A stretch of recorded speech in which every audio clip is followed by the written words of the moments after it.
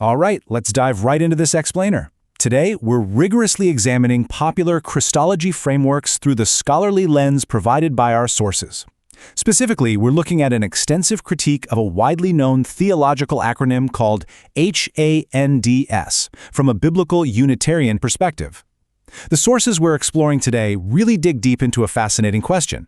Does the text of the New Testament naturally point to a paradoxical God-man or to a brilliantly empowered human agent? Here's the roadmap for today. First, we'll unpack the H.A.N.D.S. framework. Second, we'll explore the deeds argument, asking if Jesus' actions were innate or empowered. Third, we'll examine the names argument by taking a close look at Hebrews chapter 1. And finally, we'll reconstruct a biblically grounded alternative using the GOSPEL acronym.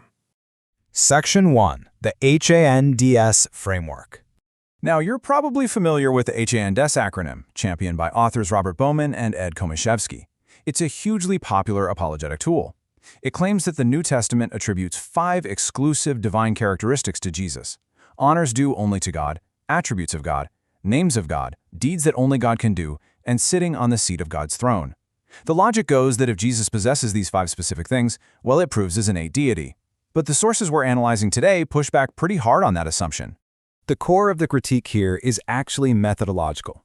Our sources argue that applying a 4th century Orthodox lens to 1st century texts often creates paradoxes, rather than giving us clarity. When later orthodoxy is forced onto the text, actually scratch that. When any outside framework is forced onto the text, it often leads to dividing Jesus' actions up, saying he did one thing in his divine nature and another in his human nature, which is a concept scholars call partitive exegesis. But what happens if we just follow the text at face value? Moving on to Section 2. Deeds. Are they innate or empowered? The deeds argument basically says, hey, Jesus did incredible miracles, therefore he must be God.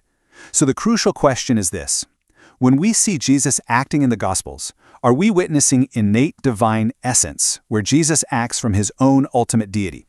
Or are we seeing delegated human agency, where Jesus acts as a uniquely empowered representative of the Father? The biblical Unitarian critique we're exploring today argues that the New Testament overwhelmingly supports the latter. Let's look at some evidence. Take the story of Jesus healing the paralytic and forgiving his sins. The H.A.N.D.S. framework argues this is a deed that proves he's God. But look closely at Matthew 9. It explicitly states the crowd glorified God because he had given such authority to men. The text doesn't say the crowd suddenly realized Jesus was God. It says they recognized that God had delegated this incredible authority to a human being. And this perfectly lines up with Jesus' own self-understanding in John 5:19. He actively denies having independent divine power, attributing his deeds entirely to the Father. He literally says, "The Son can do nothing of his own accord." If he possessed innate divine essence, a statement like that wouldn't make much sense, right? He is constantly depending on the Father for the power to perform these amazing deeds. To put this into perspective, think about the Old Testament heavyweights. Moses parted the Red Sea. That's a massive miracle of nature. Elijah raised the dead. Yet nobody claims Moses or Elijah are part of the Godhead. We intuitively understand they were agents empowered by God. The critique highlighted in our sources points out that Jesus' miracles, while absolutely far greater and more numerous than anyone before him, still fit perfectly within this established biblical pattern. He is the ultimate agent, the Messiah, for sure, but an agent nonetheless. All right, Section 3. Names. We're going to examine Hebrews chapter 1. Now, a huge pillar for the names argument comes from the book of Hebrews. But to really grasp it, we first need to understand a concept known as the representative Elohim. In ancient Israel, the Hebrew word for God, Elohim, had a secondary, representative sense. A human Davidic king, or even human judges, could be representatively addressed as God, without anyone implying they were literally the ultimate creator of the universe. They were humans operating with divine authority in a divine space. Trinitarian apologists often point to Hebrews 1:8, where it says, "Your throne, O God, is forever and ever," and argue this proves Jesus is the Almighty. But our sources point out a massive contextual clue. The author of Hebrews is actually quoting Psalm 45, and Psalm 45 is a royal wedding song originally written to celebrate a very human Israelite king, probably Solomon or David. The original audience wasn't calling their human king the creator God. They were using that representational title we just talked about. When you look at the full quote from Hebrews 1, yes, The Son is addressed with that representational royal title, O God. But notice the vital distinction right in the very next breath. The text clearly states, "Therefore God, your God, has anointed you with the oil of gladness beyond your companions." This is absolutely crucial. The ultimate almighty God can't literally have a God over him who anoints him and elevates him above his peers. This passage distinguishes Jesus, the exalted human king, from the supreme God who did the exalting.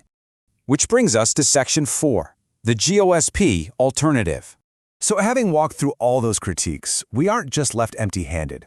Instead of the paradoxes of the H.A.N.D.S acronym, which our sources argue kind of force us to explain how the Almighty God could somehow not know things or have a God of his own, we're presented with a positive, logical alternative, the GOSPEL acronym. This is designed to help map out the authentic, biblical Unitarian view of Jesus.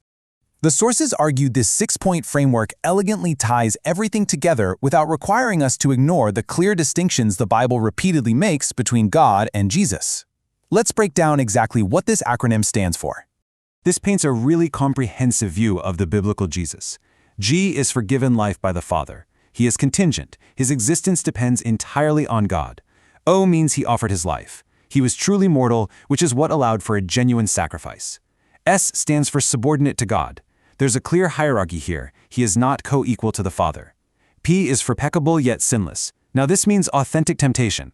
He actually had the ability to sin. Otherwise, his temptation was basically just a theatrical play. Yet he victoriously remained sinless. E means he was empowered by the Spirit. As we just covered, his agency, authority, and miracles came from God. And finally, L stands for limited in knowledge. He wasn't omniscient. He plainly stated there were things only the Father knew. So under this framework, Jesus was a genuinely tempted, contingent human who achieved the greatest victory in history precisely because he relied on God's empowerment, not his own innate omniscience or power. So, to wrap up this explainer, our sources leave us with this provocative thought. When you sit down and read the pages of the New Testament, which framework makes more sense of the text as it's written? Does the text naturally point to a paradoxical God-man where you have to constantly guess which nature is speaking at any given time? Or does it point to a brilliantly empowered human agent, the Messiah, chosen and elevated by the one true God? Thank you for exploring this with me, and I highly encourage you to keep diving into the text for yourself.